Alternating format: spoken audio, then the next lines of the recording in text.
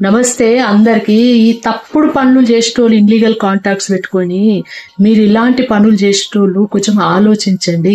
మీ వల్ల పిల్లల భవిష్యత్తు నాశనం అవుతుంది. ఈ స్టోరీ చదివినాక చాలా బాధ అయింది నాకైతే. పద్మా టైమే విశాఖపట్నంలో ఉంటది. 42 ఏళ్ళు ఉంది అక్కకు డిగ్రీ చేసే బిడ్డ ఉన్నది, కొడుకు మెడికల్ దాంట్లో జాబ్ చేస్తున్నాడట. సో ఈ ఇన్స్టాగ్రామ్ లో ఎవడో ఒకడు 25 ఏళ్ళ పోరాడు పరిచయం అయితే వాటితోటి ఇన్లీగల్ కాంటాక్ట్ పెట్టుకొని వానితోటి పిల్లల్ని వదిలేసి భర్తను వదిలేసి లేచిపోయి వచ్చింది.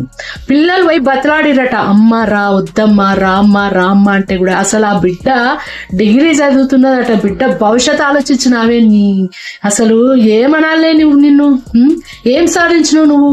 లాస్ట్ కు ఉరి పెట్టుకొని చచ్చిపోయాను. వాడేమో విషం తాగి వాడు చచ్చిపోయాడు. ఇద్దరు ఉరి పెట్టుకొని విషం తాగి చచ్చిపోయాడు. సో వాడు ప్రేమించినోడు అంత లేచిపోయి వచ్చి అబ్బా అంత పెద్ద తూర్మార్క అంటే వాడు చూడు ఎట్లున్నాడో. వాడు ఎట్లా అడవిలో జంతువు లెక్కనే ఉన్నాడు. గావాన్ని చూసా ఇంత మోహించి.